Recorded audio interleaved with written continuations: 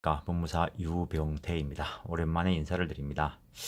그간의 강의를 판례 위주로, 논점 위주로 하나씩 올려드릴까를 고민을 했었는데, 일단은 뭐 그런 강의를 좋아하시는 분들도 계시겠지만, 제가 일을 접하면서 사건을 의뢰받으면서 느낀 바에 의하면은 일반 분들이 참 법을 너무 모르신다는 겁니다. 그래서 일단은 민법에 대한 기본적인 흐름, 뭐 법률 용어 정도를 알려드린다라는 정도의 뭐 약한 그런 전반적인 흐름 강의를 먼저 찍고자 하는데, 이것도 상당히 시간이 많이 걸릴 겁니다. 작은 양이 아니니까. 민법 공부라는 게 오늘 시작해가지고 내일 끝나는 공부는 아닙니다.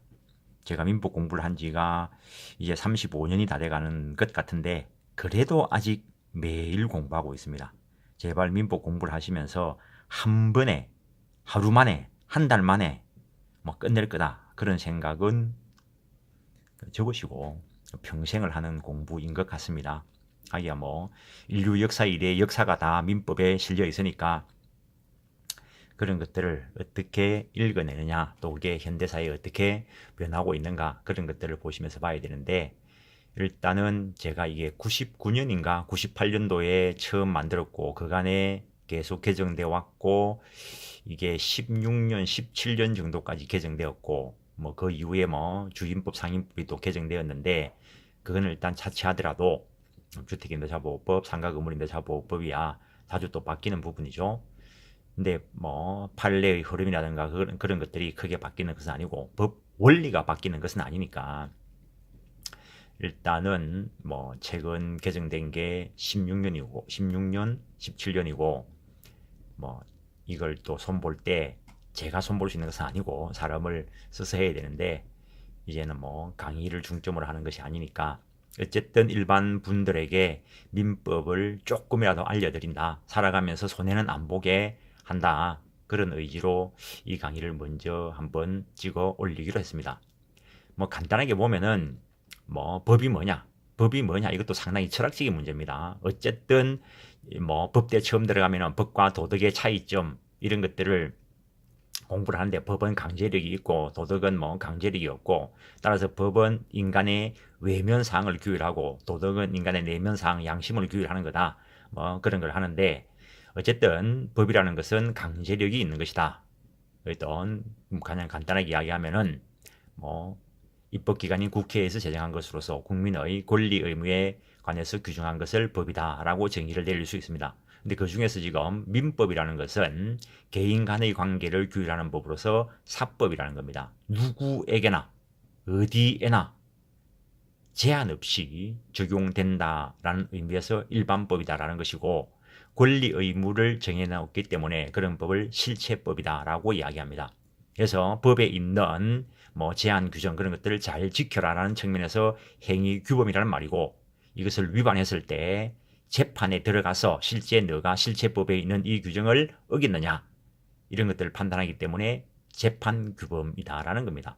그렇다고 해서 절차법이다라는 말은 아닙니다. 절차법이라는 것은 단순히 진행 절차에 대해서 규정해 놓은 것이다라고 이야기할 수 있습니다. 어쨌든 이러한 민법이 적용되는 생활관계, 사람의 생활관계 중에는 법만 적용되는 것이 아니고 도덕이나 관습, 종교, 이런 부분이 적용되는 영역이 있습니다. 그런데 지금 보는 것은 그런 모든 영역을 공부하는 게 아니고 법이 적용되는 관계를 본다는 겁니다. 법이 적용되는 관계. 많은 분들이 사건을 의뢰하러 오셔가지고 내 생각에는 그때 그렇지 않은데, 아무 의미 없습니다. 물론 뭐 완벽한 증거가 남아있을 때 그게 법과 관련되는 사항일 때의 의미가 있겠지만은, 아무런 증거도 없고 하늘이 알고 땅이 아는데 뭐 그런 거 의미 없습니다. 우리는 인간이 알고 인간이 판단할 수 있는 증거를 가지고 실체 관계를 살펴보는 겁니다. 어떤 법이 적용되는 관계를 법률 관계라 하고, 원래 단순히 생활 관계에서 출발했다가 사고 등으로 인해서 법률 관계화하는 부분이 있는데, 그런 부분을 호의 관계라 합니다. 가장 대표적인 게 자동차 호의 동성의 문제입니다. 안전하게 간다면 문제가 없겠지만 중간에 사고가 난다면 불법 행위 등으로 인한 손해배상 등의 문제로 연결이 됩니다. 근데 애초에 가만히 두었으면 법이 적용되는 관계인데 당사 사이에 법 배제 약정을 한 그런 부분을 신사 약정이다라고 이야기합니다. 물론 배제될 수 없는 법도 상당히 많이 있습니다. 나중에 가면은 강행 규정, 임의 규정 이런 것을 가지고 판단해 보실 것인데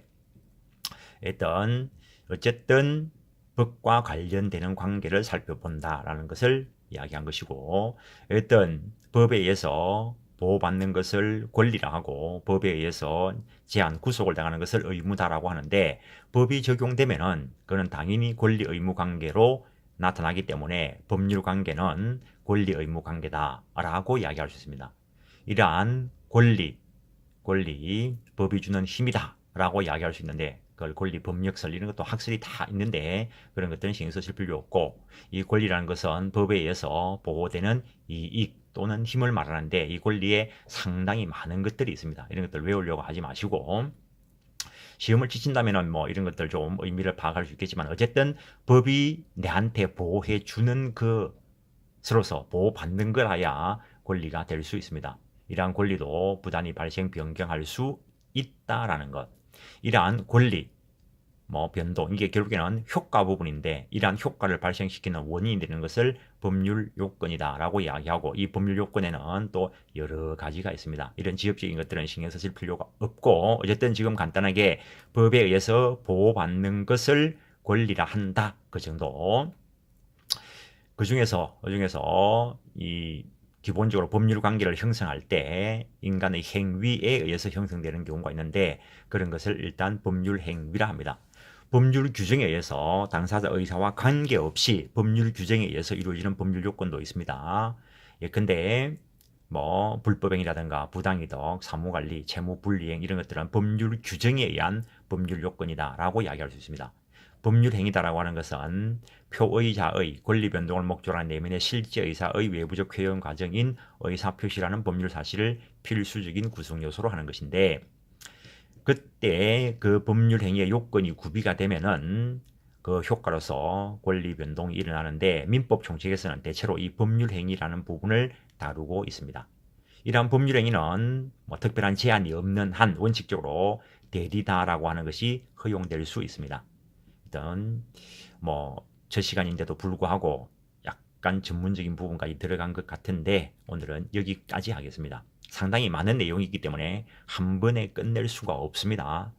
그냥 차근히 살아가는데 손해를 안 보기 위해서 법을 공부하는 이유는 침해되었을 때 그 침해를 구제하기 위한 측면보다는 침해 당하지 않기 위해서 법 공부를 하는 거다라고 생각하시면 됩니다. 침해 당하고 난 뒤에 내가 억울해서 참 돌리지 마시고 사전에 방지하기 위해서 물론 사전에 다 방지가 되면 판사도 필요 없고 검사도 필요 없고 변호사도 필요 없고 법무사도 필요 없겠죠.